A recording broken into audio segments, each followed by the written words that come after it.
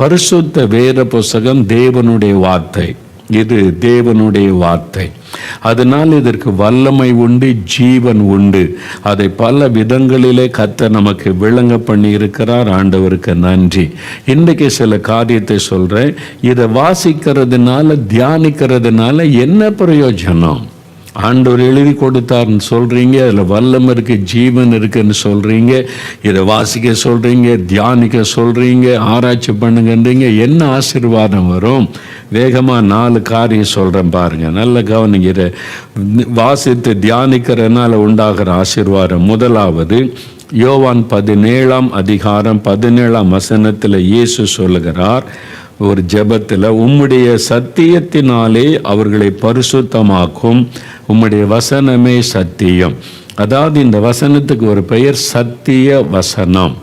சத்திய வசனம், இது உண்மை, இது தேவனுடைய வார்த்தை. இதற்கு ஒரு வல்லமை இருக்கிறது, நம்மை பரிசுத்தமாக்குகிற வல்லமை. முதலாவது இதை வாசித்தா உங்களுடைய வாழ்க்கையில் பரிசுத்தம் வரும். அதுதான் இந்த வேதத்தின் மூலமாய் கிடைக்கிற முதலாவது நன்மை.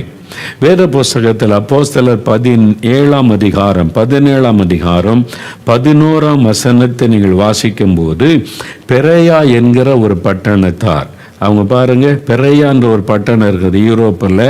அவங்க முதல் நூற்றாண்டில் ஊழியம் செய்த போது அந்த பட்டணத்தாரை குறித்து பைபிளில் சொல்லியிருக்குது. இந்த பெரேயா பட்டணத்தார் மனோவாஞ்சையாய் வசனத்தை ஏற்றுக்கொண்டு, வசனத்தை கேட்டால் மட்டும் போது அதை ஏற்றுக்கொள்ளணும். உள்ளத்தில் வசனத்தை ஏற்றுக்கொண்டு காரியங்கள் இப்படி இருக்கிறதா என்று தினந்தோறும் வேத வாக்கியங்களை ஆராய்ந்து பார்த்ததினால் தெசலோனிக்கேயில் உள்ளவர்களை பார்க்கிலும் நற்குணசாலிகளாய் இருந்தார்கள். நல்ல குணசாலிகளாய் மாறினாங்க. தெசலோனிக்கேயில் இருக்கிறவங்களும் ரட்சிக்கப்பட்டவங்க தான், அபிஷேகம் பெற்றவங்க தான். ஆனால் அந்த கிறிஸ்தவர்களை விட இவங்க நற்குணசாலிகள், நல்ல குணமுள்ளவளா மாறினாங்க. எப்படி இவங்களுக்கு மட்டும் இப்படி நல்ல குணசாலிகளா மாறினாங்கன்னா, வேத வாக்கியங்களை ஏற்றுக்கொண்டு தினந்தோறும் அதை தியானிச்சாங்களாம், அதை ஆராய்ந்து பார்த்தார்களாம். வேத வசனம் நம்முடைய சுபாவங்களை மாற்றும், நமக்குள்ளே பரிசுத்தத்தை கொண்டு வரும், நல்ல குணநலங்களை நமக்குள்ளே கொண்டு வரும். இதற்கு ஒரு வல்லமை உண்டு, நம்மை பரிசுத்தமாக்குகிற வல்லமை. அதனால்தான் இது பரிசுத்த வேதாகமம் என்று சொல்லப்படுகிறது. பரிசுத்த வேத எழுத்துக்கள், வசனங்கள் என்று சொல்லப்படுகிறது. அதனால்தான் சங்கீதம் 1ஆம் வசனத்தில், கர்த்தருடைய வேதத்தில் பிரியமாயிருந்து இரவும் பகலும் தியானமாயிருக்கிற மனுஷன் பாக்கியவான். வசனத்தை வாசித்த மாத்திரம் போதாது, அதை தியானித்து ஜெபிக்கும் போது அந்த வசனம் நம்மை பரிசுத்தப்படுத்தும். அதனால் தான் 119ஆம் சங்கீதம் 11ஆம் வசனத்தில், நான் பாவம் செய்யாதபடி உம்முடைய வசனத்தை என் இருதயத்தில் வைத்தேன் என்று பக்தன் சொல்லுங்க. ஆண்டவருடைய வசனம் உள்ளத்தில் வந்துட்டா பாவம் செய்யாதபடி அது உங்களை பரிசுத்தமாய் பாதுகாக்கக்கூடிய வல்லமை உள்ளது. அது உங்களை பரிசுத்தத்துக்கு மேலே பரிசுத்தம் அடைய வைக்கும். நீங்கள் வாசித்து பாருங்க, அது பரிசுத்த வசனம் உங்களோட பேசும். நீங்கள் சின்ன தப்பு பண்ணால் கூட அந்த வசனம் உங்களுக்கு சுட்டி காண்பிக்கும். உடனே நீங்கள் அழுது ஜெபிப்பீங்க, என்னை பரிசுத்தப்படுத்துங்க. அப்படியே பரிசுத்தத்தின் மேல பரிசுத்தம் இந்த வசனத்தை வாசிப்பதன் மூலம் உண்டாகும். அதுதான் வேதம் சொல்லுகிறார். அதனால்தான் யோவான் 5:39 இயேசு சொல்லும் போது, வேத வாக்கியங்களை ஆராய்ந்து பாருங்கள், தியானிக்கணும், ஆராய்ந்து பார்க்கணும், அதுல என்ன இருக்குதுன்னு சொல்லி. அதுல சில சம்பவங்களை நீங்க தியானிக்கணும், அதை ஆராய்ந்து பார்க்கணும். கேரக்டர் ஸ்டடின்னு சொல்லுவாங்க. நிறைய பைபிள் கேரக்டர் இருக்கு. யோசேப்பு, ஆபிரகாம், யோசுவா, மோசே, தாவீது அப்படின்னு நிறைய பேர், யோசபாத், ராஜாக்கள், நியாயாதிபதிகள், பவுல், அப்போஸ்தலன், பேதுரு, ஸ்தேவான், இப்படி நிறைய கேரக்டர்கள் ஆண்டவர் எழுதி வச்சிருக்கு. அந்த நீங்கள் அவங்களோட கேரக்டர் தியானிக்க அவங்களுக்குள்ள இருக்கிற நல் சுபாவங்களை நீங்கள் அறிய முடியும். அப்போ நீங்கள் ஆசைப்பட்டு ஜெபிப்பீங்க, என்னையும் அப்படி மாற்றுங்க, தாவீதை போல நம்முடைய இருதயத்திற்கு ஏற்றவனா மாற்றுங்க ஆண்டவரே, ஆபிரகாமை போல விசுவாசம் எனக்கு தாங்க ஆண்டவரே, எலியா மாதிரி ஜெபாவியை தாங்க ஆண்டவரே, யோப மாதிரி பொறுமை தாங்க ஆண்டவரே, இந்த யோசேப்பை போல பாவத்துக்கு விலகி ஓடுகிற சுபாவம் தாங்க. இதெல்லாம் உங்களுடைய லைஃபை சேஞ்ச் பண்ணும். கேரக்டர் ஸ்டடி, அதை ஆராய்ந்து பார்க்கணும். அதுக்கு தான் இந்த ஸ்டடி பைபிள் நீங்கள் நிறைய பேர் வாங்கியிருக்கிறீங்கள, அதில் இருக்கிறதுக்கு ஒவ்வொரு கேரக்டர் உள்ள நீங்கள் திருப்பினா ஒவ்வொரு கேரக்டரை பற்றி அதில் இருக்கும். அதை வாசித்து தியானித்து அதை வைத்து ஜெபம் பண்ணுங்க. உங்களுடைய வாழ்க்கையில் பரிசுத்தம் உண்டாகும். இது நம்முடைய வாழ்க்கையை பரிசுத்தப்படுத்தும். ரெண்டாவது, இந்த வேத வசனம் உங்களுக்குள்ள விசுவாசத்தை பெருக பண்ணும். விசுவாசம் இருந்தால் தான் ஆண்டவர்கிட்ட அற்புதத்தை பெற முடியும். ஆண்டவர் விசுவாசத்தை துவக்கி வைப்பார். நீங்கள் இயேசுவை ஏற்றுக்கொள்ளும் போது விசுவாசம் உங்களுக்குள்ள துவக்கப்படும். அவர் விசுவாசத்தை துவக்குகிறவரும் பூரணப்படுத்துகிற தேவன். அவர் விசுவாசத்தை துவக்கிடுவார். அந்த விசுவாசம் பெருகணுமான என்ன செய்யணும்? ரோமர் 10:17 வசனம் சொல்லுகிறார், விசுவாசம் தேவனுடைய வார்த்தைகளை கேட்பதினால் வரும். இந்த வேத வசனம் நமக்குள்ள விசுவாசத்தை பெருக பண்ணும். அதனால தான் சிலர் தனியா ஜெபிக்கன்னு சொன்னா கூட்டத்துக்கு வாங்க, முதல்ல வசனத்தை கேளுங்கள் என்று நான் உற்சாகப்படுத்துவேன். என்ன வசனத்தை கேட்கும்போது விசுவாசம் பெருகும். விசுவாசம் பெருகும் போது உடனே இயேசுவிடத்திலிருந்து அற்புதத்தை பெற முடியும். அப்ப விசுவாசம் நமக்குள்ளே பெருகுவதற்கு இந்த வேத வசனம் நமக்கு உதவி செய்கிறது. தென்கொரியாவில் யாங்கி சோய்னு ஒரு வாலிபன், இளம் வாலிபன் வியாதியில் பாதிக்கப்பட்டு விட்டான். 2 நுரையிலும் பாதிக்கப்பட்டு விட்டது. அவன் புத்த மதத்தை சார்ந்த வாலிபன். டாக்டர் சொல்லிட்டாங்க, இனி பிழைக்க முடியாது, மரித்து விடுவான். சுகமாக்கும் மருத்துவம் கைவிட்டு விட்டது, மரண படுக்கை. அதனால் மெலிந்த சரீரத்தோட அப்படியே அந்த 2 நுரையிலும் பாதிக்கப்பட்டனால மூச்சு விட கஷ்டப்பட்டு படுக்கையில் மரண படுக்கையில் இருந்தான். இதை கேள்விப்பட்ட ஒரு சின்ன பெண் பிள்ளை, ஸ்கூலில் படிக்கிற ஒரு பிள்ளை, அவன் ஒரு வேத புஸ்தகம் புதிய ஏற்பாடு எடுத்துக்கொண்டு அவனை பார்க்க போனாள். அவள் சொன்னாள், நீங்கள் இந்த புஸ்தகத்தை வாங்கி வாசிங்க, புதிய ஏற்பாடு, இயேசுடைய வாழ்க்கை வரலாறு இருக்குது, அந்த புதிய ஏற்பாடை கொடுத்து ஆனால் இதை நீங்கள் வாங்கி வாசிங்க, உங்களுக்கு ஏசப்பா சுகம் தருவாங்கன்னு. இது என்னதுன்னு கேட்டான். இயேசு அப்பாவை பற்றி எழுதியிருக்குது. கோபம் அவனுக்கு, கிறிஸ்தவ நாயே போ வெளியே, எனக்குன்னு ஒரு மதம் இருக்குது, எனக்குன்னு ஒரு கடவுள், எனக்குன்னு புஸ்தகம்லாம் இருக்குது, நீ இதை கொண்டு வந்துட்டியா, என்னை மதம் மாற்ற ஓடி போன்னு திட்டி விரட்டி அனுப்பிட்டான். அந்த பிள்ளை அழுது கொண்டே போய்விட்டார். ஆனால் அதுக்கு மனசு கேட்கல. என்னென்னு சாக போகிறாங்க, வியாதியில் கஷ்டப்படுறாங்க, சுகம் அடையணுமேன்னு சொல்லி மறுபடியும் ஒரு நாள் வந்தார். அந்த புஸ்தகத்தை கொண்டு வந்தேன், இதை எப்படியாவது வாசிங்க, உங்களுக்கு சுகம் கிடைக்கும், நான் உங்களுக்காக பிரார்த்தனை பண்ணுறேன். அவனுக்கு இன்னும் கோபம், நீ திரும்ப திரும்ப வர ஓடி போன்னு விரட்டினான். போய்விட்டார். திரும்ப 3வது முறை ஒரு நாள் விட்டார். அந்த சின்ன பிள்ளை இல்லை நீங்கள் வாசிங்க, நீங்கள் நல்லா இருக்கணும், நீங்கள் சுகமாகணும்னு நான் ஆசைப்படுறேன், ஜெபிக்கிறேன்னு நீங்கள் வாசிங்கன்னு அந்த பிள்ளை ஓங்கி அறவிட்டான். போ வெளியேன்னு அதை அழுது விட்டார். அவனுக்கு துக்கமாயிட்டு. இந்த பிள்ளை பாவம் நம்மளை நெசித்து ஏதோ வாசிங்க சுகமாயிருவீங்கன்னு சொல்லுது, நம்ம கோபத்தில் அடிச்சிட்டோமேன்னு சொல்லி சரி கொடு, இந்த சந்தோஷத்துக்கு வாங்கினா அந்த பிள்ளையை சந்தோஷப்படுத்த புக்கை வாங்கினான். அந்த பிள்ளை போன உடனே தூக்கி அப்படி மூலையில் வீசி எறிந்தான் அந்த புதிய ஏற்பாட்டை. வேண்டாம் நீ. சில நாள் கடந்தார்.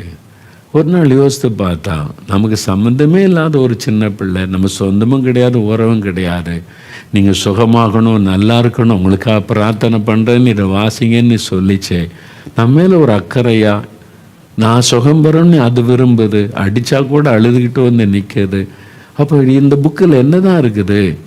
சரி வாசி பாப்பமேன்னு எடுத்து ஒரு நாள் இல்லை அது மத கொள்கைகள் இருக்கும், அதை செய்யாத இதை செய்யாத, அப்படி நட இப்படி நட, அது நடக்கணும் அப்படிலாம் இருக்குன்னு பார்த்து புரட்டினா அதில் ஒரு கடவுளை பற்றி இருக்குது. அவருடைய அன்பு, அவருடைய வல்லமை, அவருடைய மனதுருக்கம், அவர் செய்த அற்புதங்களை வாசிக்க வாசிக்க இப்படி ஒரு கடவுளா, செத்தவங்களெல்லாம் எழுப்பி இருக்கிறாரு, சப்பானியை நடக்க வச்சிருக்கிறாரு, கண் தெரியாம கண் கொடுத்துருக்கிறாரு. அதனால தான் அந்த பிள்ளை சொல்லிச்சா நீங்கள் சுகம் அடைவீங்கன்னு. அப்போ அவங்களுக்கு சுகம் கொடுத்த அந்த இயேசு எனக்கு சுகம் தருவாரா? நான் சாக கிடக்கிறேனே. அவனுக்குள்ள ஒரு விசுவாசம் வந்தது. அப்போ நானும் இந்த இயேசுவை கூப்பிடலாம். அவங்கெல்லாம் கூப்பிட்டாங்க, இயேசு அற்புதம் செய்தார். இயேசுவே என்னையும் குணமாக்கும், எனக்கும் சுகம் கொடுங்க, டாக்டர்ஸ் எல்லாம் கைவிட்டுட்டாங்க, சாக கிடக்கிறேன், ஒரு அற்புதம் செய்யுங்க. இயேசு அவருடைய விசுவாசத்தை எழும்ப பண்ணி ஜெபத்தை கேட்டு அற்புதம் செய்து மரண படுக்கையை மாற்றினார். எழும்பினான், உயிர் பெற்று நல்ல சுகம். மறிச்சிருவான்னு டாக்டர் சொன்னாங்க. இன்றைக்கு வரைக்கும் ஒரு டாக்டர் பால் யாங்கிச்சோ அவர் இயேசு ஏற்றுக்கொண்டு ஊழியக்காரனாய் மாறி உலகத்திலேயே பெரிய சபைக்கு போதகராய் அவர் இருக்க முடியும். உலகத்திலேயே பெரிய 10,000 10 லட்சம் பேர் ஒரு சபையில் அங்கமாக இருக்கிற அளவிற்கு அவர் சபை வளரும்படிக்கு கர்த்தர் அவரை பயன்படுத்தினார். டாக்டர் பால் யாங்கிச்சோ என்கிறவர் இன்றைக்கும் வயசான நிலைமையில் 90 வயசுக்கு மேலே உயிரோடு இருக்கிறார். வாலிப வயசில் செத்துருவான்னு சொன்னவங்க இயேசு அந்த அற்புதம். எப்படி அந்த விசுவாசம் வந்தது? அந்த வேத வசனம் உங்களுக்குள்ள விசுவாசத்தை கொண்டு வரும். நீங்கள் வாசிக்க வாசிக்க பெருக பண்ணும். மூன்றாவது, இந்த வசனம் உங்களுக்கு ஆறுதல் கொடுக்கும். பாருங்க, 119 சங்கீதம் 92 வசனத்தை நீங்கள் வாசித்து பாருங்களேன். 119 சங்கீதத்தில் 92 வசனம் என்ன? அந்த பக்தன் சொல்கிறாரு, தன்னுடைய அனுபவத்தை சொல்கிறாரு. உமது வேதம் என் மன மகிழ்ச்சியாய் இராதிருந்தால் என் துக்கத்திலே நான் அமிழ்ந்து போயிருப்பேன். இந்த வேதம் தான் எனக்கு மன மகிழ்ச்சி ஆறுதல் கொடுத்த, இல்லைன்னு நான் துக்கத்தில் அழிஞ்சிருப்பேன். உங்கள் துக்கம் மாறணும், பயம் மாறணுமா? வசனத்தை வாசிங்க. சார், அப்பாதுரை பிரதர் உங்களுக்கு தெரியல, இயேசுடைய ஊழியத்தில் என் உடன் ஊழியராக இருக்கிறாங்க. அவங்க யூகோ பேங்கில் அசிஸ்டன்ட் மேனேஜராக பல வருஷம் வேலை செய்கிறாங்க யூகோ பேங்கில். அப்போ ஒரு சமயம் ஒரு பேங்கில் வேலை செய்யும்போது ஒரு பிரான்ச்சில் அவங்க கீழே உள்ள ஒரு அதிகாரி, அவரும் பேங்க் அதிகாரி, இவங்க கீழே வேலை செய்கிறவர். அவர் திருமணமாகி ரொம்ப சந்தோஷமாய் வாழ்ந்தவர். திடீரென்று அவனுடைய மனைவி வியாதிப்பட்டு மறிச்சிட்டாங்க. அந்த மனைவியினுடைய மரணம் அவரை ரொம்ப பாதித்து விட்டார். பல நாட்கள் வேலைக்கே வரல, சோகமாக அழுது கொண்டே இருந்தார். அப்புறம் பேங்கில் உள்ளவங்களாம் போய் அவரை பார்த்து ஆறுதல் படுத்தி வேலைக்கு வந்தால் தாடிலாம் வளர்த்து துக்கமாக எப்பவும் அப்படியே சேரில் உட்காந்து அழுதுகிட்டே இருப்பாராம். அப்போ கேட்டேன், ஏன் அப்படின்னா, எனக்கு அப்பா அம்மா கிடையாது, நான் ஒரு அனாதை, என் மனைவி தான் எனக்கு எல்லாம், எனக்கு ஆறுதல் சந்தோஷம், அந்த மனைவியும் போயிட்டா அப்படின்னு விரக்தி அழுதுகிட்டே இருப்பார். நான் ஏன் வேலை செஞ்சு ஒரு செத்த மனுஷனை போல் வர்றது போகிற துக்கத்தோட. ஒரு நாள் அப்பாதுரை பிரதர் பேங்கில் வேலை செய்யும்போது அவரை கவனித்தாங்க, தனியாக அழுது கொண்டே இருந்தார். அப்போ ஆண்டவர் பேசினார், நீ அவனுக்காக ஜெபம் பண்ணு, அவனுக்கு என் வேதத்தின் வசனத்தை கொடுன்னு ஆண்டவர் பேசினாராம். உடனே அவங்க அடுத்த நாள் ஒரு பைபிள் வாங்கிட்டு போய் ஒரு நாள் பேங்க் முடிஞ்சோன்னா உங்கள்கிட்ட 5 நிமிஷம் பேசுகிறேன்னு சொன்னார். என்ன பிரதர்னு கேட்டாங்க. நீங்கள் ரொம்ப சோகமாக துக்கமாக இருக்கிறீங்க, நான் என் வார்த்தையினால் உங்களை ஆறுதல் படுத்த முடியாது, நீங்கள் ரொம்ப பாதிக்கப்பட்டிருக்கிறீங்க, ஆனால் உங்களுக்காக நான் ஜெபிக்கிறேன். ஆனால் இந்த வசனம் இதில் இந்த பைபிள் ஆண்டவருடைய வார்த்தை இருக்குது, நீங்கள் வாசிங்க, உங்களுக்கு ஆண்டவர் இதன் மூலமாக பேசுவார், ஆறுதல் கிடைக்கும்னு சொல்லி சங்கீதங்களின் புஸ்தகத்தை காமிச்சாங்க. இவ்வளோ பெரிய புக்கில் அவர் எங்கே ஆரம்பித்து எங்கே படிக்கிற ஒன்றுமே தெரியாது, அவர் கிறிஸ்தவர் அல்லாதவர். அதனால் இந்த சங்கீதன் புஸ்தகம் திருப்பி காமிச்சு இதை வாசிங்க அப்படின்னு அவங்க எடுத்து கொடுத்துட்டு இன்றைக்கி வீட்டில் போய் வாசிங்கன்னு சொல்லி அனுப்புனாங்க. அவர் சரி, நீங்கள் மேலே உள்ள அன்பாக சொல்கிறீங்க, வாசிக்கிறேன்னு போனாராம். அடுத்த நாள் பாருங்கள், நெக்ஸ்ட் டே அவர் பேங்க்கு வரும்போது ஷேவ் பண்ணி நல்ல ட்ரெஸ் பண்ணி ஃப்ரெஷ்ஷாக சிரித்த முகத்தோட மகிழ்ச்சியோடு வந்திருக்கிறார். பேங்கில் எல்லாரும் பார்க்குறாங்க, என்னாச்சு இவ்வளோ நாள் சோகமாக இருந்து திடீர்னு ஒரே நாளைக்குள்ள இவ்வளோ பெரிய மாற்றம், நல்ல மகிழ்ச்சியாக வந்திருக்கிறான், எல்லாம் மாறி வந்திருக்கிறான்னு பார்க்குறாங்க. அப்போ அவரு சொன்னாராம், பிரதர் உங்கள்கிட்ட நான் பேசணும்னு சொல்லி பேங்க் முடிஞ்ச உடனே அப்பாதுரை பிரதர்கிட்ட பேசினார். முதலாவது சொன்ன வார்த்தை என்ன தெரியுமா? நேற்றைக்கு நீங்கள் இந்த பைபிளை எனக்கு தராமல் இருந்திருந்தால் நான் இன்னைக்கு உயிரோடு இருந்திருக்க மாட்டேன். நான் நேற்றைக்கு தற்கொலை பண்ணி சாகணும்னு முடிவு எடுத்து விட்டேன். விரக்தியில் எனக்கு யாருமே இல்லை, நான் அனாதை ஆயிட்டேன், இனிமேல் வாழ முடியாதுன்னு சொல்லி இதான் கடைசி நாள் பேங்க் வேலை, இதுக்கப்புறம் நான் தற்கொலை பண்ணி செத்துடணும்னு முடிவோடு தான் நான் கடைசி நாள் பேங்குக்கு வந்தேன். ஆனால் நீங்கள் இந்த பைபிளை எனக்கு கொடுத்து வாசிக்க சொன்னீங்க. நான் இது வரைக்கும் இதை வாசில ஃபஸ்ட் டைம் நீங்கள் சொன்ன மாதிரி சங்கீதம்னு அதில் இருக்குது. அதை வாசிக்க ஆரம்பித்தா அதுக்குள்ளே இருந்து யாரும் என்கிட்ட பேசுனாங்க. அந்த வார்த்தை நான் இதான் ஃபஸ்ட் டைம் பார்க்குறேன். அந்த வார்த்தை பேசுது. அது பேசுனா எனக்கு ஆறுதலாக இருக்குது, சமாதானமாக இருக்குது, என் காயெல்லாம் மாறுது, எனக்கு ஒரு புது நம்பிக்கை. இந்த வார்த்தைகள் என்னோட பேசினது இதுக்கு இவ்வளோ பெரிய வல்லமாக இருக்குதான்னு ராத்திரி முழுதும் ரொம்ப நேரம் நான் வாசித்தேன். அதை வாசிக்க வாசிக்க எனக்கு ஒரு ஆறுதல், காயம் மாறி எனக்கு ஒரு புதிய நம்பிக்கை, எனக்கு ஒரு புது வாழ்க்கை இருக்குது, எனக்கு ஒரு ஆசீர்வாதம் இருக்கிறது என்பதை இந்த வார்த்தை மூலம் அறிந்து கொண்டேன். அதனால என் சோகம் எல்லாம் நீங்கினது. காலையில் எழும்ப நான் இருதயத்தில் இந்த பாரமெல்லாம் நீங்க ஒரு ஆறுதல், சந்தோஷம், புது நம்பிக்கை. உடனே ஷேவ் பண்ண ஃப்ரெஷ்ஷாக வந்திருக்கிறேன். நான் இன்னைக்கு உயிரோடு இருக்க காரணம் வேத புஸ்தகம். ஒரு கிறிஸ்தவர் அல்லாத நண்பர் சொன்ன வார்த்தை. இந்த வேத வசனம் ஆறுதலை கொடுக்கும். நீங்க வாசித்து பாருங்க. ஏன்னா இது தேவனுடைய வார்த்தை. இதற்குள்ளிருந்த ஆண்டவர் உங்களோட பேசுவதை நீங்கள் பார்க்க முடியும், நீங்கள் உணர முடியும். அது உங்களோட பேசும். எங்கள் சித்தி ஒருத்தர், அவங்க பக்கா கிறிஸ்தவர் அல்லாத குடும்பத்தை சார்ந்தவங்க, பக்தி உள்ளவர்கள். ஒரு நாள் இயேசுவை பற்றி அறிந்து இயேசுவை ஏற்றுக்கொண்டாங்க. ஆனால் எங்கள் சித்துப்பாக்கு அது பிடிக்காது. அவங்க ரொம்ப வைராக்கியம் உள்ளவங்க. அதனால் நானே அவங்க வீட்டுக்கு போக முடியாது, கிறிஸ்தவங்களாம் வரக்கூடாதுன்னு சொல்லிடுவாங்க. டிவியில் கூட கிறிஸ்தவ நிகழ்ச்சி பார்க்க விட மாட்டாங்க. அவங்க போலீஸ் டிபார்ட்மெண்ட்டில் இருந்த ஆள், ரொம்ப ஸ்ட்ரிக்டானவங்க. அவங்க பிள்ளைகள்லாம் ரட்சிக்கப்பட்டாங்க. ஆனால் அவங்க வெளியே இருக்கிறாங்க, சித்தி மட்டும் வீட்டில். ஒரு சமயம் ஊருக்கு வந்திருந்த போது அவங்கள சந்தித்தேன். எப்படி இருக்கீங்க சித்தி? நல்லா இருக்கிறேன். அவங்க ஒரு நாள் சர்ச்சுக்கு போக முடியாது, ஒரு கிறிஸ்தவ கூட்டத்துக்கு போக முடியாது, டிவி நிகழ்ச்சியில் கூட கிறிஸ்தவ நிகழ்ச்சியை பார்க்க முடியாது. அந்த மாதிரி சூழ்நிலை. எப்படி இருக்கிறீங்க? ஆண்டா இயேசுவை நான் ரொம்ப நேசித்து அவரோடு நான் இருக்கிறேன் தம்பி. அது சொல்ல, இயேசுவோடு இருக்கிறேன், அவர் என் கூட இருக்கிறார். எந்த சர்ச்சுக்கு நான் போனதில்லை, எந்த கிறிஸ்தவ கூட்டத்துக்கு போக முடியாது, டிவியில் கூட என்னை பார்க்க விட மாட்டாங்க. ஆனால் ஒன்றே ஒன்று, நீ கொடுத்த பைபிள், நான் வாங்கின பைபிள் ஒன்று வீட்டில் இருக்குது. அது பானைக்குள்ளே நான் வச்சுருப்பேன். என் மத்தியானத்தில் கணவர் தூங்கி ரெஸ்ட் எடுக்கும்போது அவங்க இல்லாத போது அந்த பைபிளை எடுத்து நான் வாசிப்பேன். அந்த தான் எனக்கு ஆறுதல். வேறு ஒன்றுமே கிடையாது. எந்த கூட்டத்துக்கு போனால பிரசங்கமே கேட்டதில்லை, அது மாதிரி கேட்க முடியாது. ஒன்லி அந்த பைபிள். அப்படி ஆமாம், அது மூலமாக தான் நான் இன்றைக்கி இயேசுக்குள்ளே சந்தோஷமாக இருக்கிறேன் தம்பின்னாங்க. அப்போ எப்படி சேர்த்து நாங்கள் இவ்வளோ கூட்டத்துக்கு போகிறோம், ஜெபிக்கிற அப்பமா அடிக்கடி சோர்ந்து போகிறோம், நீங்கள் எப்படின்னு அவங்க சொன்னாங்க. நான் தனியாக உட்கார்ந்து பைபிளை திறந்து வாசிக்கும்போது அதுக்குள்ளிருந்து ஒருவர் பேசுவதை நான் கேட்கிறேன் தம்பி. அதுக்குள்ளிருந்து ஒருத்தர் என்கிட்ட பேசுகிறாங்க. அப்படி ஆண்டவரே டைரக்டாக அந்த வசனத்தை வாசிக்க வாசிக்க பேசி என்னை ஆறுதல் படுத்துவார், தைரியப்படுத்துவார். அந்த சந்தோஷம், அதனால தான் இந்த இயேசுக்குள்ள அப்படியே நான் சந்தோஷமாக இருக்கிறேன். இது வெறும் மத புஸ்தகம் அல்ல. It is not a religious book, it is the word of God. இது தேவனுடைய வார்த்தை. இதுக்கு வல்லமை இருக்கிறது, ஜீவன் இருக்கிறது.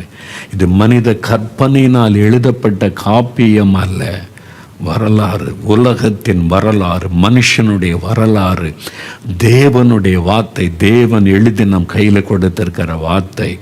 அதை உயிர்ப்பிக்கும், ஆறுதல் படுத்தும். அதனால்தான் இது உங்களுக்கு ஆசீர்வாதம், ஆறுதலை கொடுக்கும். கடைசியாக ஒரு காரியம் என்ன தெரியுமா? இது நமக்கு சுகத்தை கொடுக்கும், விடுதலையை கொடுக்கும்.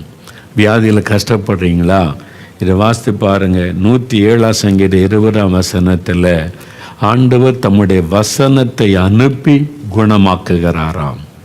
ஆண்டவர் தன்னுடைய வசனத்தை அனுப்பி வியாதியை மாற்றி போடுகிறார் என்று வசனம் சொல்லுகிறாரு. அப்போ இதுக்கு இந்த வசனத்துக்கு பாருங்கள் வல்லமை. இப்போ நான் உங்களுக்கு சொல்கிறதெல்லாம் வசனம். மோகலாசனுடைய வார்த்தைகள் உங்களை மாற்ற முடியாது, உங்களை சுகமாக்க முடியாது, விடுதலை கொடுக்க முடியாது. தத்துவம் பேசலாம், நிறைய பேர் தத்துவம் பேசுகிறாங்க. அவ்வளோதான். அந்த நேரத்தில் கேட்டுட்டு அப்படியே போயிடும். அவர் அழகாக தத்துவம் பேசுகிறாரு, லைஃப்பை சேஞ்ச் பண்ணாது. இன்னைக்கு ஏன் நிறைய பேர் பாவத்தை விட்டு மனம் திரும்புகிறேன், அழுது ஜெபிச்சேன், நான் இதிலிருந்து விடுதலை பெற்றேன்னு சொல்ல காரணம் என்ன? நான் தத்துவம் பேசலை, மதத்தை பேசலை, வேர்ட் ஆஃப் காட், தேவனுடைய வார்த்தையை சொல்லுகிறேன். இந்த வசனம் தான் விடுதலை கொடுக்குது, இந்த வசனம் தான் சுகத்தை கொடுக்குது, இந்த வசனம் தான் விசுவாசத்தை பெருக பண்ணுது, இந்த வசனத்தில் தான் எல்லா வல்லமையும் இருக்கிறது. இந்த வசனத்தை எழுதி கொடுத்த தேவன் வல்லமை உள்ளவர். இந்த வேதாகமத்தின் தேவன் வல்லமை உள்ளவர், பரிசுத்தம் உள்ளவர். அதனால் அந்த வசனம் நம்மை பரிசுத்தப்படுத்தும். இந்த வேதாகமத்தின் தேவன் அன்புள்ளவர், அதனால் அந்த அன்பு நமக்குள்ளே உண்டாகும். இந்த வேதாகமத்தின் தேவன் மன்னிக்கிற சுபாவம் உள்ளவர், அதனால் இதை வாசிக்க நமக்குள்ள அந்த சுபாவம் உண்டாகும். இந்த வேதாகமத்தின் தேவன் அற்புதங்களின் தேவன், அதனால் இதை வாசிக்கும் பொழுது அற்புதத்தை பெற்றுக்கொள்ள முடியும். இந்த வேதாகமத்தின் தேவன் சமாதானத்தின் தேவன், அதனால் அதை வாசிக்கும் பொழுது சமாதானம் உள்ளத்தில் உண்டாகும். இந்த வேதாகமத்தின் தேவன் ஆறுதலின் தேவன், அதனால் அதை வாசிக்கும் போது ஆறுதல் உண்டாகும். இந்த வேதாகமத்தின் தேவன் அதிசயங்களை செய்கிறவர், விடுதலை தருகிறவர், அதனால் இதை வாசிக்கும் போது நமக்குள்ளே விடுதலை உண்டாகும். அந்த வேதாகமத்தின் தேவன் இதன் மூலமாய் நம்மோடு பேசுகிறார், சந்திக்கிறார். கடைசியாக ஒரு அனுபவத்தை சொல்லி ஜெபிக்க போகிறோம். எனக்கு ஒரு சகோதரரை தெரியும், பிஸ்னஸ் மேன், இயேசுவை நேசிக்கிறவங்க, ஜெபிக்கிறவங்க. ஒரு நாள் வியாதிப்பட்டு விட்டார்கள். ஆஸ்பத்திரியில் கொண்டு போய் சேர்த்துருந்தாங்க. லட்சக்கணக்காக எவ்வளோ பணத்தை செலவு பண்ணிட்டாங்க. ஆஸ்பத்திரியில் பல நாள் இருந்தாங்க. ஃபைனலாக ஒன்றே டாக்டர் சொல்லிட்டாங்க, இதுக்கு மேலே ஒன்றும் செய்ய முடியாது, அதனால் இனி காப்பாற்றுவது கஷ்டம். என்னென்ன மருத்துவம் உண்டோ எல்லாம் செய்தாச்சு, இதுக்கு மேலே உங்கள் சரீரத்தில் உள்ள காரியங்களுக்கு விலங்கில் ஒன்றும் செய்ய முடியாது, அதனால் இனிமேல் அவ்வளோதான். அப்படின்னா என்ன அர்த்தம்? ஃபைனல் ஸ்டேஜ் வந்துட்டீங்கன்னு சொல்லிட்டாங்க. அவர் ஆஸ்பத்திரியில் இருக்கிறாரு, படுக்க பக்கத்தில் பைபிள் வச்சுருப்பார். தினம் வாசித்து வழக்கமாக ஜெபம் பண்ணுவாங்க. ஆண்டவரை நேசிக்கிற தெய்வ பிள்ளை தான். அந்த சமயத்தில் ஒரு நாள் டாக்டர்ஸ் அப்படி சொன்ன சமயத்தில் ஒரு நாள் அவர் பைபிள் எடுத்து வாசிக்கும். அன்றைக்கு வழக்கமாக வாசித்து கொண்டே வரும்போது 118வது சங்கீதம் 17-18 வசனங்கள், அந்த வசனத்தை கொண்டு ஆண்டவர் பேசினாராம். அந்த அதிகாரத்தில் 29 வசனம் இருக்குது. அப்படி வாசித்து கொண்டே வரும்போது அந்த 2 வசனத்தை கொண்டு ஆண்டவர் பேசினாராம். என்ன பேசினார் பாருங்கள், இந்த வசனத்தை நான் வாசிக்கிறேன். 118ஆம் சங்கீதம் 17-18 வசனம். நான் சாகாமல் பிழைத்திருந்து கர்த்தருடைய செய்கைகளை விவரிப்பேன். கர்த்தர் என்னை வெகுவாய் தண்டித்தும் என்னை சாவுக்கு ஒப்பு கொடுக்கவில்லை. இந்த வசனம் வாசிக்கும் போது ஆண்டவருடைய உள்ளத்தில் பேசினதை உணர்ந்தாராம். நான் சாகாமல் பிழைத்திருந்து கர்த்தருடைய செய்கைகளை விவரிப்பேன். டாக்டர் சொல்லிட்டாங்க, இனி ஒன்றும் செய்ய முடியாது, இன்னும் அவ்வளோதான், மரணம் அப்படின்னு. ஆண்டவர் சொல்கிற அந்த வசனத்தின் மூலமாக தேற்றுகிறார். நீ சாகாமல் பிழைத்திருந்து என் செய்கைகளை மற்றவங்களுக்கு சொல்லுவேன். அந்த வசனத்துக்கு அர்த்தம், கர்த்தர் என்னை வெகுவாய் தண்டித்து. அப்போ ஏன் எனக்கு இந்த வியாதினா, கர்த்தர் தண்டிக்கிறார், சிட்சிப்பார், நம்மளை பரிசுத்தப்படுத்துறதுக்கு. நமக்கு தப்பு பண்ணால் குழந்தைகளை அடிக்கிற மாதிரி ஆண்டவர் சிட்சித்து நம்மை பரிசுத்தப்படுத்துவார். அதை கர்த்தர் என்னை வெகுவாய் தண்டித்தும், அவர் சிட்சித்து பரிசுத்தப்படுத்தியும் என்னை சாவுக்கு ஒப்பு கொடுக்கவில்லை. அவர் சொல்கிறார், நான் சாக மாட்டேன். டாக்டர்ஸ் என்ன ஒன்று சொல்ல, மருத்துவம் அந்த ரிப்போர்ட்டை சொல்லும், நான் சாக மாட்டேன். வசனம் சொல்லுது, நான் சாகாமல் பிழைத்திருந்து கர்த்தருடைய செய்கைகளை விவரிப்பேன். ஆண்டவர் தன்னோடு பேசினதை உணர்ந்த உடனே இந்த வசனத்தை சொல்லி சொல்லி ஸ்தோத்திரம் பண்ணினார். ஆண்டவரே, நான் சாகாமல் பிழைத்திருந்து கர்த்தருடைய செய்கைகளை விவரிப்பேன். நீர் வெகுவாய் தண்டித்தும் என்னை சாவுக்கு ஒப்பு கொடுக்கவில்லை. நான் சாக மாட்டேன், பிழைத்திருந்து இயேசுவின் மகிமை எல்லாருக்கும் சொல்லுவேன். இதை சொல்லி சொல்லி சொல்லி ஸ்தோத்திரம் பண்ண பண்ண பண்ண சரீரத்தில் மாற்றம், விடுதலை. அந்த நோய் மறைந்தது, மரண கட்டு மாறினது. டாக்டர்ஸ் ஆச்சரியப்பட்டு போனாங்க, எப்படி உங்களுடைய சரீரத்தில் இந்த மாற்றம்? வசனம், கர்த்தருடைய வசனம் சுகத்தை கொடுக்கும், விடுதலை கொடுக்கும், நமக்குள்ள விசுவாசத்தை பெருக பண்ண, மாறுதல் படுத்தும், வழி நடத்துதலை கொடுக்கும், தேவ ஆலோசனையை நமக்கு தரும். இதுதான் பொக்கிஷம். அதனால நீங்கள் இந்த வேத வசனத்தை தேவனுடைய வார்த்தையாக ஏற்றுக்கொண்டு வாசித்து பாருங்க, உங்களுடைய லைஃப்பில் பெரிய ஆசீர்வாதத்தை காண்பீங்க.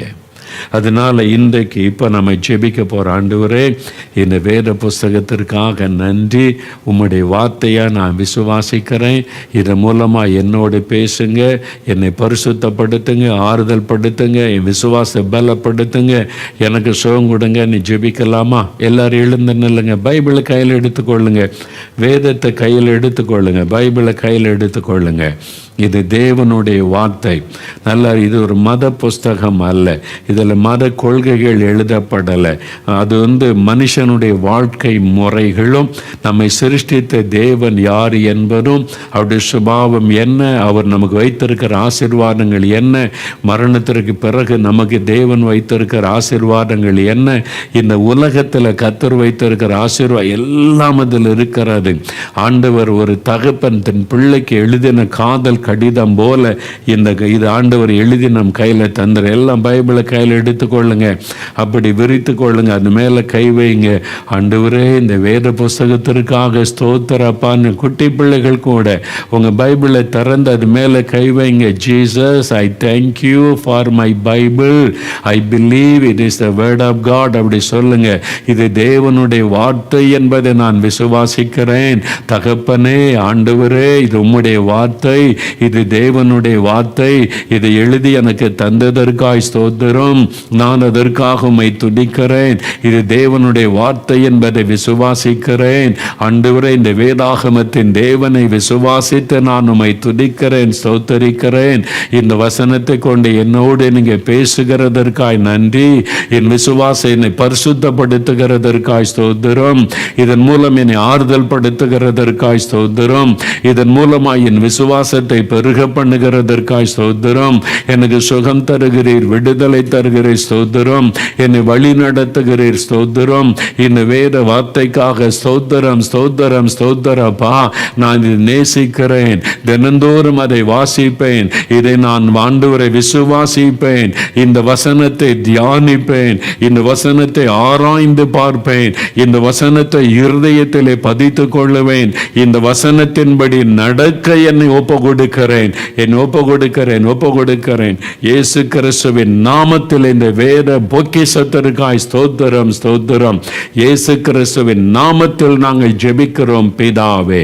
ஆமேன், ஆமேன். என் ஆத்துமாவே கர்த்தரை ஸ்தோத்திரி, என் முழு உள்ளமே அவருடைய பரிசுத்தமுள்ள நாமத்தை ஸ்தோத்திரி. என் ஆத்துமாவே கர்த்தரை ஸ்தோத்திரி, அவர் செய்த சகல உபகாரங்களை மறவாதே. ஆமேன், ஆமேன். ஆண்டவருக்கு ஸ்தோத்திரம். சந்தோஷமாக இருக்கீங்களா? இன்றைக்கு வசனத்தை எப்பவும் உங்களோட வைத்து கொள்ளுங்க. எங்கே போனாலும் பைபிளை எடுத்து வைக்க மறந்துடாதங்க. காலில் அதிகாலை பக்தன் சொல்லுகிறார், உம்முடைய வசனத்தை தியானிக்கும்படி நான் குறித்த ஜாமத்திற்கு முன்பே விழித்து கொள்ளுவேன்.